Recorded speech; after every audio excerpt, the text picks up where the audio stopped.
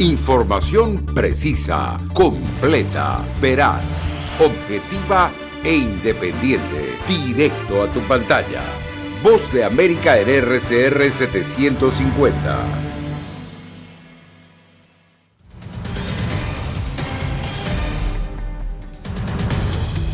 Presidente Biden pide judicializar a Vladimir Putin por crímenes de guerra.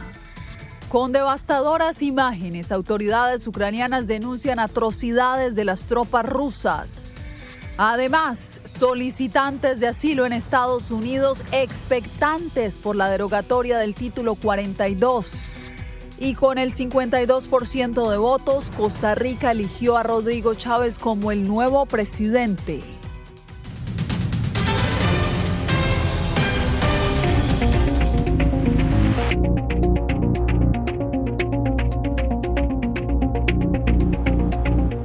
Bienvenidos desde Washington. Comienzan las noticias en El Mundo al Día. La indignación mundial generada por las imágenes de cuerpos atados y tirados en las calles de ciudades ucranianas que estaban bajo el control de tropas rusas llevaron al presidente Joe Biden este lunes a pedir la judicialización del presidente Vladimir Putin por crímenes de guerra. Jorge Agobián consultó a una experta sobre qué tan factible sería este proceso. El presidente Joe Biden abogó este lunes por un juicio criminal contra el líder ruso Vladimir Putin. Él es un criminal de guerra, pero tenemos que recopilar la información. Tenemos que seguir proporcionando a Ucrania las armas que necesita para continuar la lucha. Y tenemos que recopilar todos los detalles para que esto pueda ser un juicio real por crímenes de guerra. Esta persona es brutal. La Casa Blanca ha establecido que compartirá su evidencia con investigaciones internacionales, a pesar de que no forma parte de la Corte Penal Internacional. De acuerdo con la politóloga Jessica Trisco, otros organismos podrían llevar a cabo la pesquisa y enfrentarían obstáculos respectivos, como la Corte Internacional de Justicia u otros mecanismos locales de derechos humanos dentro de Ucrania y Europa. Si la Corte Internacional de Justicia fallara en contra de Putin, el Consejo de Seguridad de la ONU sería responsable de hacerlo cumplir, pero un inminente veto de Rusia eclipsaría ese proceso. En la Corte Penal Internacional también hay trabas, explica la experta. Para enjuiciar realmente a una persona, esa persona debe ser entregada al Tribunal de La Haya, y es muy poco probable que Vladimir Putin se rindiera voluntariamente a la Corte. Primero, porque Rusia se retiró del organismo en 2016. Y segundo, porque el tribunal no tiene su propia fuerza policial, por lo que el arresto de un presunto sospechoso dependería de otros estados. El presidente ucraniano acusó a las fuerzas rusas de cometer genocidio, una definición de la que Biden se mantuvo distante. No, creo que son crímenes de guerra. Moscú, por su parte, defiende su incursión militar en Ucrania y no se ha responsabilizado por la muerte de civiles. Jorge Agobián, Voz de América, Washington. Y así como lo vimos, el presidente Volodymyr Zelensky calificó de genocidio las acciones de las tropas rusas que dejaron más de 400 cuerpos de civiles esparcidos en las afueras de la capital ucraniana. El mandatario pidió acciones más estrictas a Occidente. Laura Sepúlveda nos hace el recuento.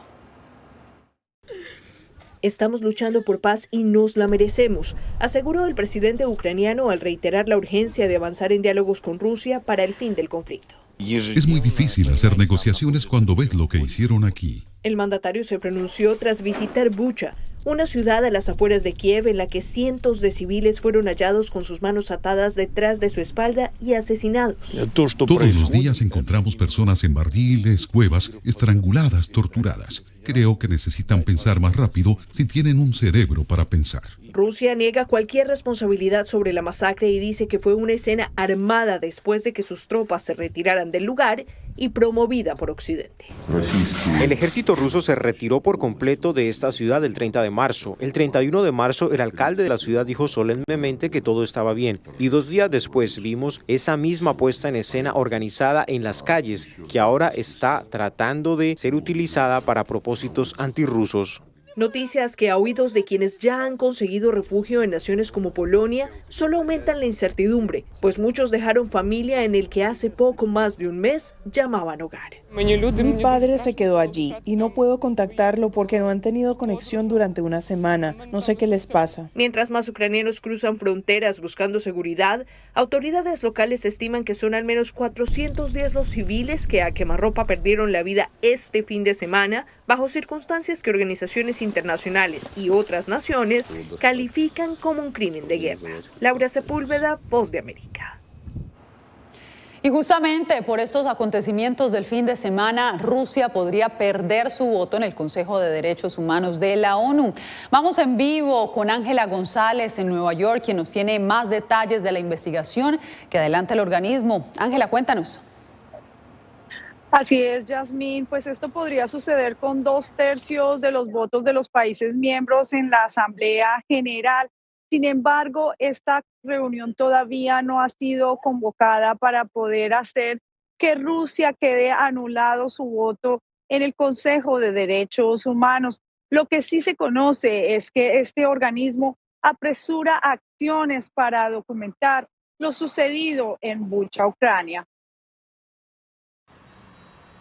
La misión de derechos humanos de la ONU agota recursos para entrar a Bucha y a otras áreas de Ucrania para determinar un curso de acción luego de que surgieran imágenes que podrían constituir evidencias de crímenes de guerra por parte de Rusia.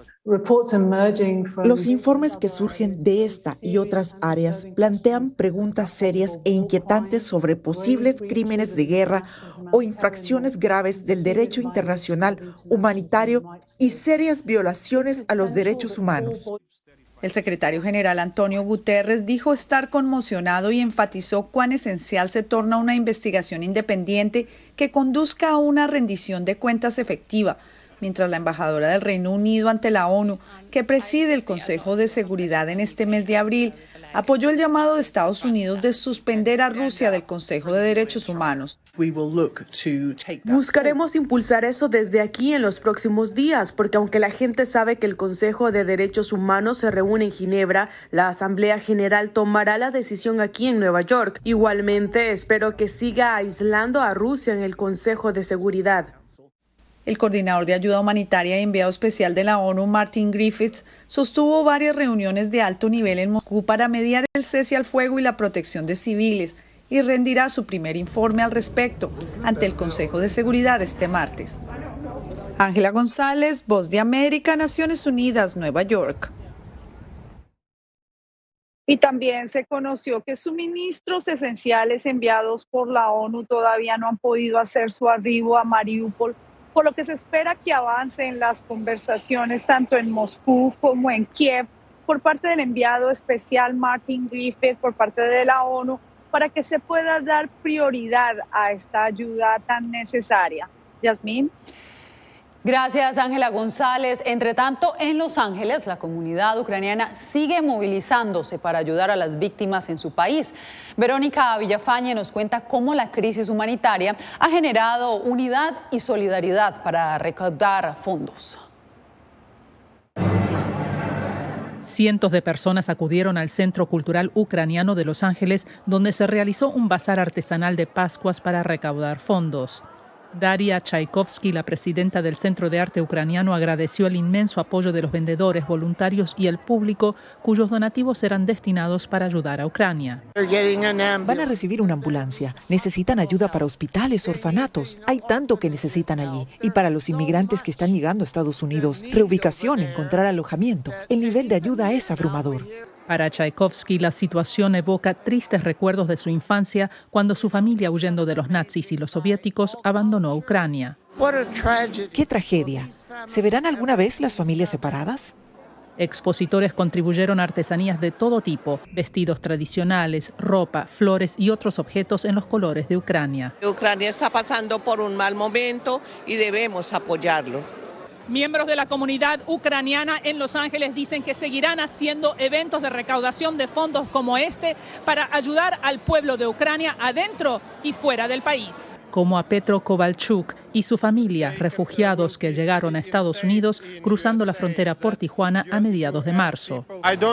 No quiero decir ayúdenme, por favor. Dije eso el primer día que llegué. Pido que por favor detengan la guerra y ayuden a Ucrania porque lo necesitamos. Quiero pensar en un buen futuro para Ucrania, no en un futuro en que Ucrania está destruida. Petro y su esposa tienen la esperanza de algún día poder regresar a Ucrania. Verónica Villafañe, Voz de América, Los Ángeles.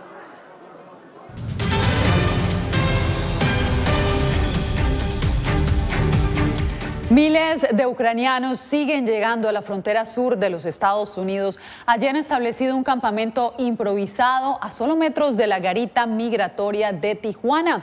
Nuestra enviada especial a la frontera, Celia Mendoza, nos tiene más detalles. Celia, cuéntanos cómo están manejando las autoridades mexicanas la ola de migrantes refugiados ucranianos. Yasmín, lo que hemos visto es que durante los últimos días han acelerado el proceso, no solamente para asistir, pero trabajar con los voluntarios, quienes han llegado hasta este punto, la garita migratoria, la cual ha servido de punto de entrada para decenas de ellos diariamente, un proceso lento, han asegurado las autoridades, que les ha permitido hasta cierto punto empezar a implementar lugares de refugio temporal para poder asistir al gran número de personas que están llegando. Hablamos con uno de los líderes que manejan este tema aquí en Tijuana, el señor Enrique Lucero, quien es el que está a cargo de este nuevo refugio que fue abierto, y esto fue lo que le dijo a La Voz de América durante esta jornada. Habilitamos esta unidad para los nuevos ciudadanos ucranianos que estén llegando a la ciudad, lleguen a este punto, se instalen allí y después pasen a la garita cuando les toque su turno para ingresar a Estados Unidos. Más o menos tiene una ocupación de 400 hasta 500 personas, se puede extender, y ahí van a tener regaderas, alimentos y también internet, vigilancia de la policía municipal. Celia, justamente a esta situación se suma que el título 42 será eliminado a finales de mayo por decisión de la administración Biden. ¿Cómo se están preparando las autoridades de ambos lados de la frontera?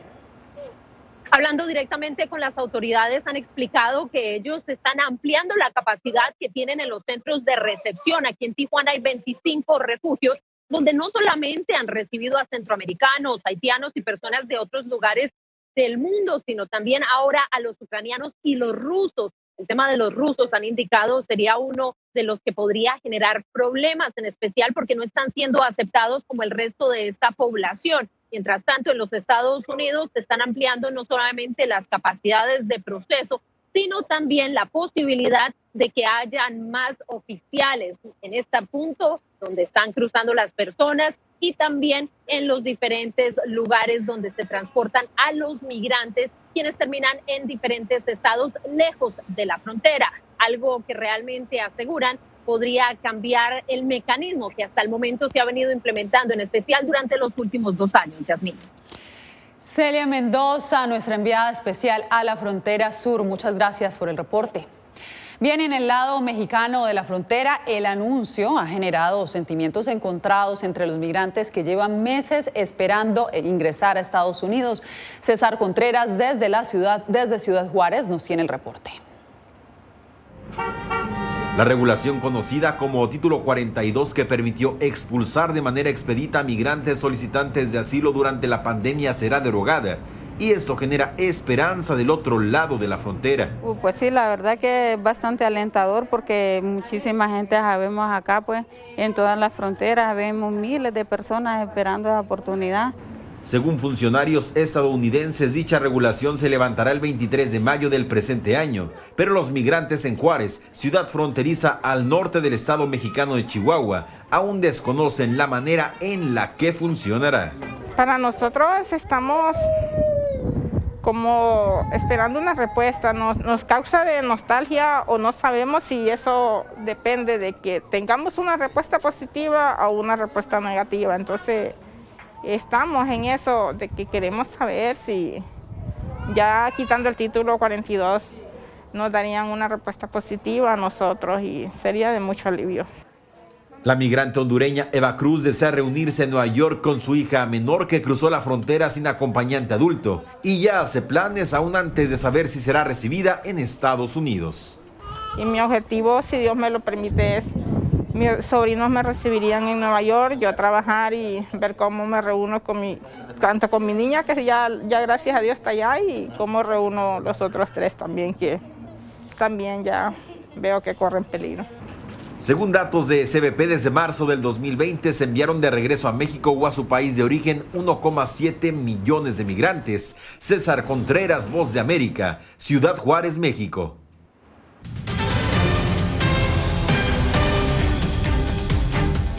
Costa Rica eligió nuevo presidente. Rodrigo Chávez obtuvo la victoria con más del 52% frente al 47% de su opositor José María Figueres. Donaldo Hernández con el informe. Osman Víquez dice que los costarricenses empezaron a barrer la política tradicional para empezar una nueva era. Lo dice por el triunfo en segunda vuelta del candidato de centroderecha Rodrigo Chávez. La escoba representa que barremos la corrupción. Estamos cansados de que los gobiernos anteriores estén saqueando el país. El Tribunal Supremo de Elecciones dio por ganador a Chávez, pues obtuvo el 52% de votos frente al candidato de centro José María Figueres, quien obtuvo un 47%. Figueres reconoció la derrota, mientras Chávez promete mejorar la economía y reducir la desigualdad. Yo me he comprometido y me empeñaré en impulsar profundos y positivos cambios en la forma de gobernar Costa Rica. La abstención fue la más grande de la historia moderna, al alcanzar un 57%. Pero los ciudadanos que votaron por Chávez creen que está capacitado para gobernar el país centroamericano, pues tiene un doctorado en economía. Es una persona de trayectoria, una persona que sabe de finanzas públicas. Queremos nuevas propuestas para sacar adelante nuestro país, nuestra economía y todas las instituciones. Es también un rompimiento importante, me parece, de la política tradicional. El presidente saliente Carlos Alvarado fue el primero en felicitar a Rodrigo Chávez, a quien le pidió trabajar en una transición ordenada.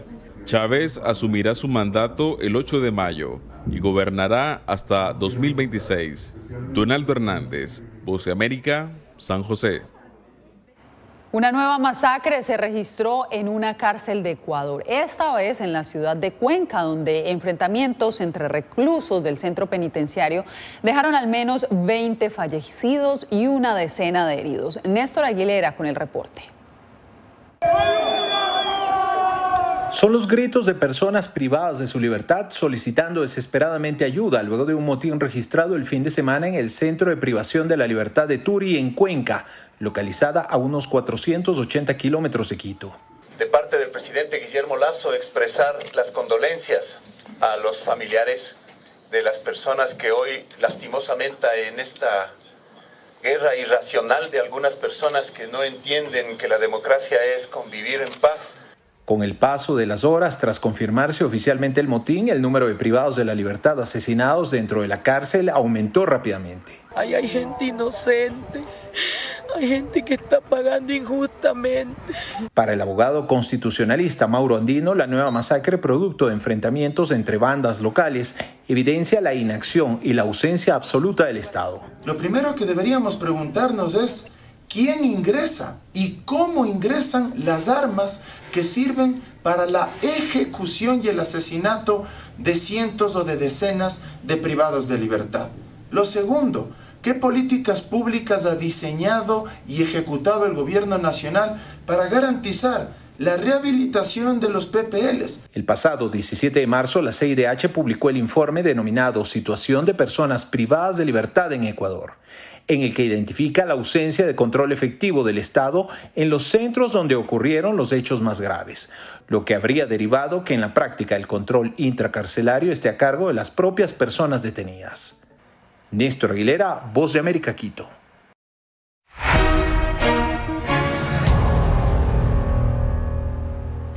Negociadores en el Senado alcanzaron un acuerdo para que el Congreso apruebe un paquete de estímulo al COVID-19 por $10.000 millones. Según medios de comunicación estadounidenses, el acuerdo excluye fondos para que Estados Unidos done vacunas a otros países.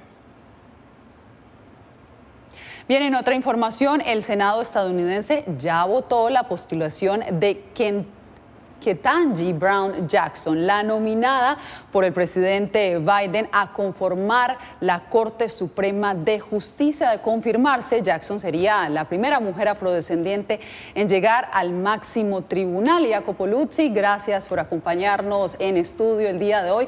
Cuéntanos cómo quedó la votación.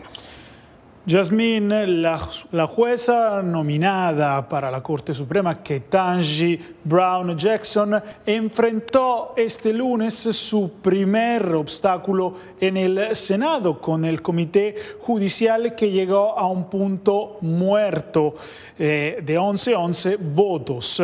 Este impasse en la confirmación se debe a los senadores republicanos, quienes se opusieron categóricamente a esta nominación. Ahora el empate obligará a esta nominación a irse al Pleno del Senado, pero Jackson sigue en camino en esta nominación porque los demócratas tienen la mayoría simple en el Senado. Entonces, simplemente con 51 votos podría ser esta nueva jueza de la Corte Suprema. Por ahora quedaron 11 entonces la votación. Así es. Muchas gracias, Jacopo Luzzi, por acompañarnos en estudio.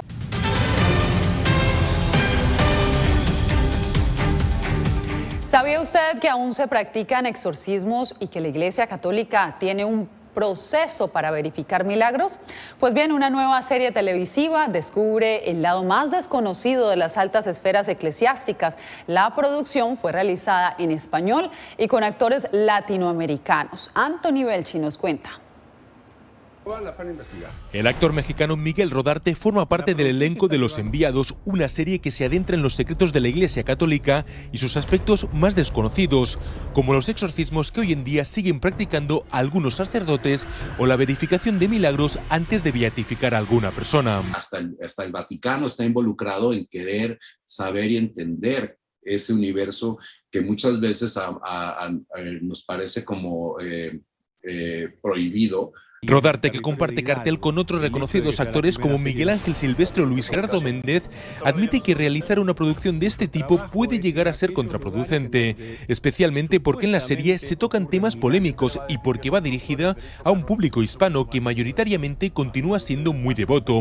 Él asegura que no es una crítica feroz a las altas esferas eclesiásticas. La serie no es un ataque directo a la iglesia, o sea, no es que quiera, no es contestataria ni quiere probar ningún punto con relación a las creencias, ni a la fe, ni a la iglesia. El mexicano, conocido por sus papeles en varias comedias de éxito en América Latina, asegura que es tan difícil hacer reír a la gente como mantener en vilo al público en una serie de suspense como esta. Asegura que es una carrera de fondo para los actores. Hacer reír no es nada fácil. También tiene que tener como una línea muy precisa en cuanto a muchos elementos, pero sobre todo un tema de tiempos, de ritmo, de timing, ¿no? Que le llaman. El suspenso es igual. Rodarte confía en que su trabajo en Los Enviados, ya disponible en Paramount Plus en América Latina y en Estados Unidos, consiga el respaldo del público hispano. Anthony Belchi, Voz de América, Miami. Bien, y un pequeño peludo se ha robado el corazón de las fuerzas militares ucranianas por colaborar en el rastreo de artefactos explosivos dejados por las tropas rusas que permanecieron en el norte de ese país. Los servicios de emergencia de Ucrania difundieron este video que ustedes están viendo en pantalla, que muestra al pequeño perrito mientras acompaña a la unidad de desminado de Chernóbil. Hasta ahora no se conoce el nombre del pequeño, lo que sí se sabe es su contribución en el apoyo a los ucranianos que siguen defendiéndose del ataque de Moscú. Bien, y de esta manera llegamos al final de esta emisión. Gracias por acompañarnos en El Mundo al Día. Recuerde que la cita es mañana. Radio Caracas Radio presentó Voz de América.